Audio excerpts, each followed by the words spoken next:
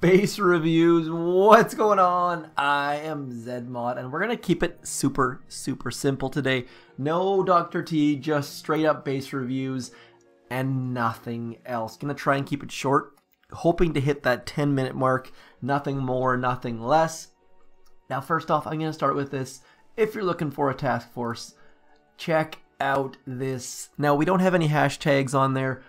All you need to do is search for the name. No need for any silliness. We specifically chose names that were easy to find.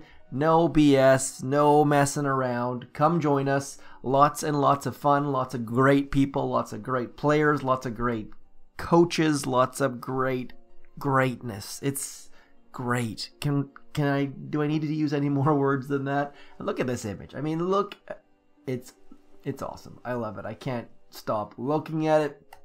But moving right along, we've got into our base reviews. This is my base that's set up fairly front loaded on my zmoT account. As you can see, there are some missing prototypes over in about here, and here typically is where I would put them, and then hiding something back here probably, or maybe even in here. 4 spots for prototypes. Nice little gaps, lots and lots of trees. We're going to try and focus on the trees a bit more today, but overall, not a bad base. Works very well for me, but I'm not the focus of this. I'm not the point. I just wanted to show that yes, we do have the fancy marker going on here so that we can get some base reviews happening. Now, I don't actually think they're actually even showing up at the moment, it looks like. So let's see if we can fit. There we go. There we go. We've got it fixed. My bad. Not starting off on a good note, but we're going to carry on. Not going to restart the video. Most importantly, check this out. We have a new winner. We have a new winner. We have a new winner. For a long time there, we had Bama, who was, I think, a 3-week champion. He has been dethroned, and Volunteer is our new winner. Bama came close, but Volunteer managed to take the victory. Now, this is Volunteer's base. Front-loaded seems to be the way people like it. Now, one of the things that he did well, he's got lots of trees back here. He's got good statues. Except for that resource reward statue. I think this one right here. And front-loaded with shock launchers at the front, properly placed. Hot pot at the shore. Mines very visible, but you guys did not mind that at all. Anyways, let's keep going. So this is your returning champion. This is the base that all will be measured against. Now this week, we have got 2 Patreons in the queue. Little bit overdue for both of them. Just for those of you who are unaware, my end screen right here, if you notice at the bottom it says supported by. Those are the people that are helping the channel out with monthly donations to help keep the channel rocking and rolling. So big shout out to them. And if you are a Patreon, as little as $1 a month, I will put your name to the top of the queue. Not trying to pimp it at all, just saying that's how these people got drawn. So first up, we have Mr. Yelik. Yelik is right here. Base looks a little bit fuzzy for whatever reason, but he's got 3 prototypes. 3 prototypes.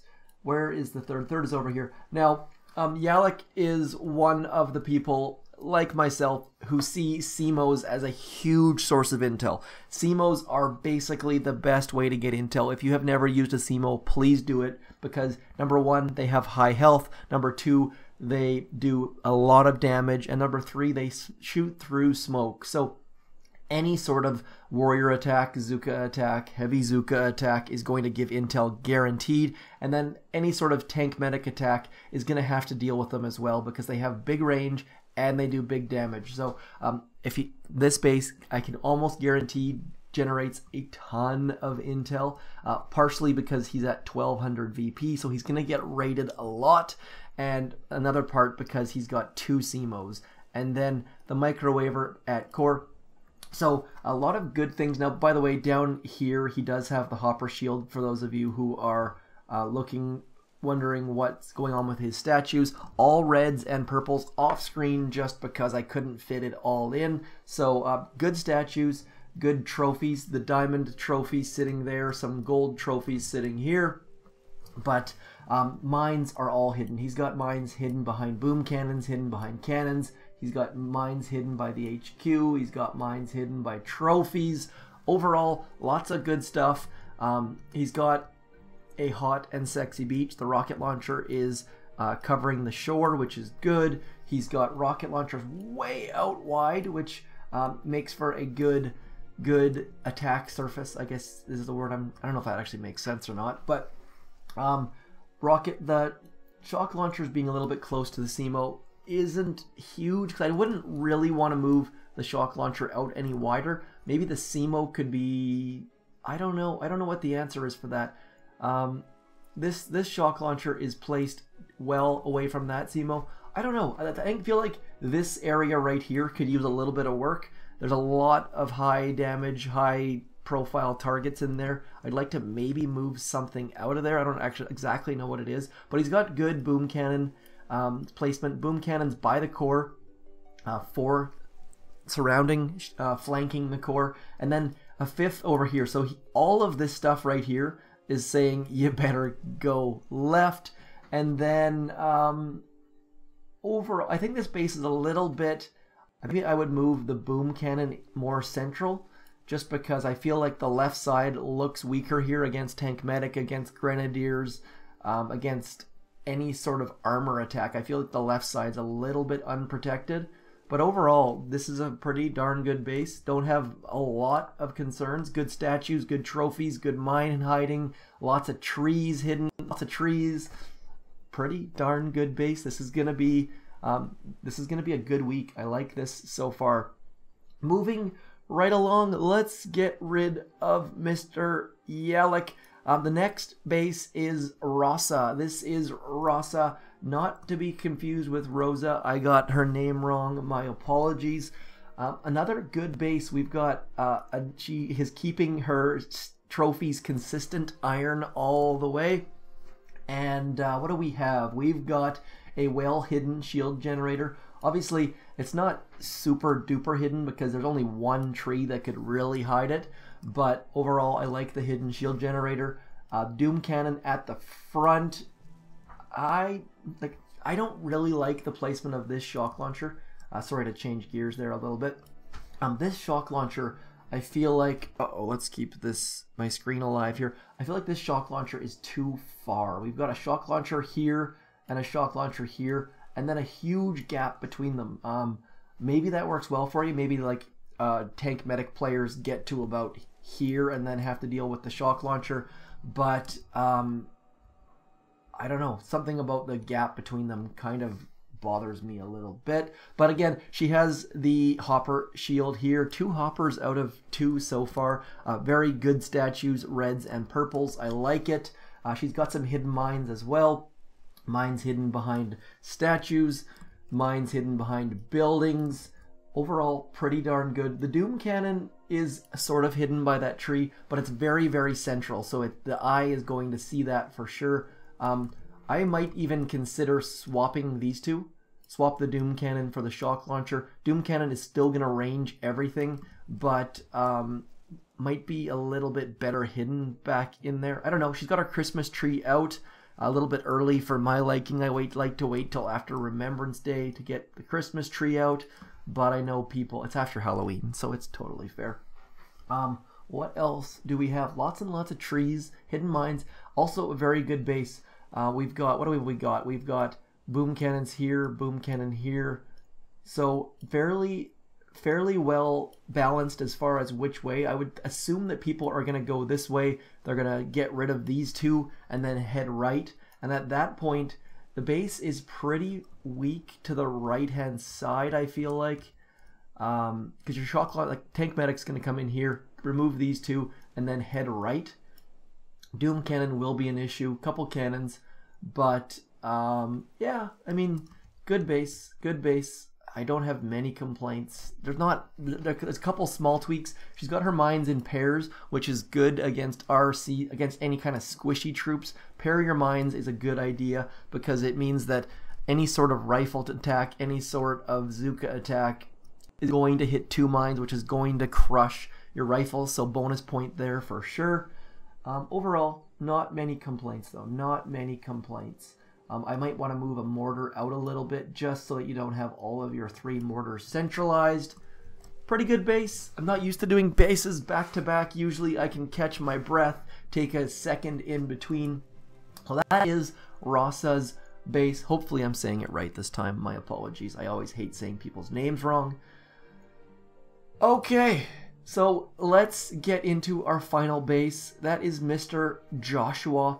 Now this base is not a Patreon. Actually, I just want to show one more thing. Rasa's VP. Let's check Rasa's VP. Decent, solid VP. Again, sitting at about 830. So she's going to be the lowest of our 3 VP today. Our next base is going to be 1130. So we've got a 1200. I think it was a 1200. Let's get Yalak back on the case. A 1200, an 1130, and an 830. So very, very active players. Very, very strong players. Again, statues. Look at the statues this week. I love it. Any of these 3 players would be more than welcome in our task forces. Purples and reds, people. Purples and reds is the answer to all of life's problems. Joshua's base, I like this. I am a huge fan of bases that are at the left because people love to go right, and by forcing them to go left, you're changing things. They don't know the paths as well. There's this weird outcrop here that causes problems. So bonus points for being left. Lots of trees. I like the trees. Trees are good. We can't see all of the mines, so there are some hidden mines. We've got some mines hidden back here, sort of hiding in plain sight. We've got some mines up the front. It's good. The rocket launcher is ranging probably the entire shore, so that is a bonus point as well. Christmas tree out again. Man, what is going on, guys? Christmas tree. It's too early for Christmas. As long as there's no Christmas music, that's okay with me. Now, microwaver by the core probably uses the microwaver for Hammerman, I'm guessing, or it's also doing well to protect against warriors as it covers the entire core. zmoT sitting here, gaining intel. I already talked about that. zmoT is a huge, huge beast for intel. Then the shield gen is slightly better hidden than Rasa's because it could be anywhere basically back in here. So a little bit, he has a couple extra trees, and that gives him the advantage of being able to hide his shield gen a little bit better. So I don't know if you give him a bonus point for that or not, but overall just gets a little bit lucky because he's got a little bit more space to hide that shield gen back in here. But overall, again, a good base. 3 very, very good bases. It's gonna be tough to say because at the higher VPs, these guys are gonna get hit by more squishy troops. It's kind of funny once you get like, I'm willing to bet, I'll bet like 30 cents that oops, my phone just died in the background. I'm gonna bet about 30 cents that Rasa gets hit with a lot of tank medic.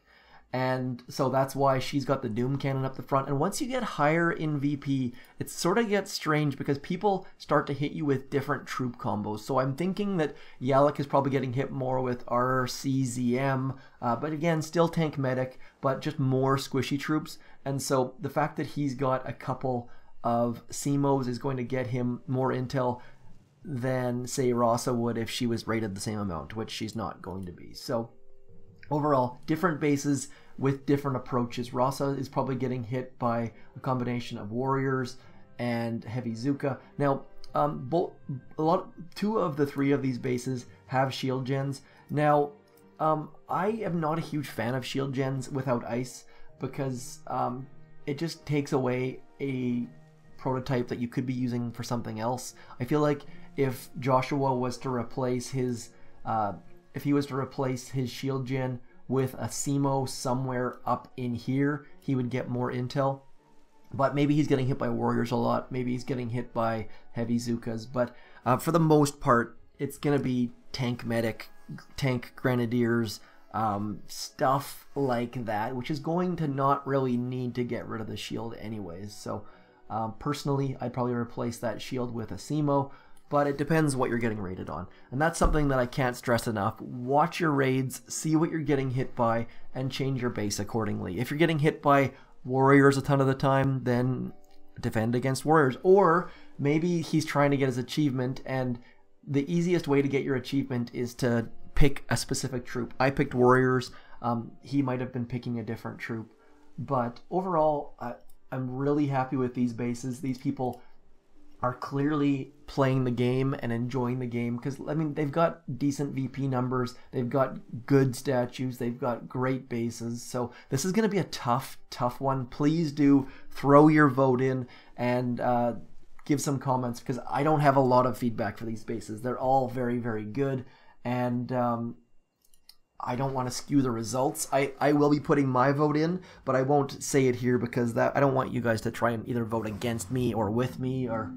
But overall, great bases. Thanks for coming in. Let me know what you think about the format with no Dr. T. I feel like it kept the video much shorter. We could focus on reviews. And if you have things that you think I should be talking about, as far as things that should be included in the reviews or should not be included in the reviews, please do let me know, because I'm always looking to improve. Anyways, that's it for me. Thanks for coming in. I'm zmoT.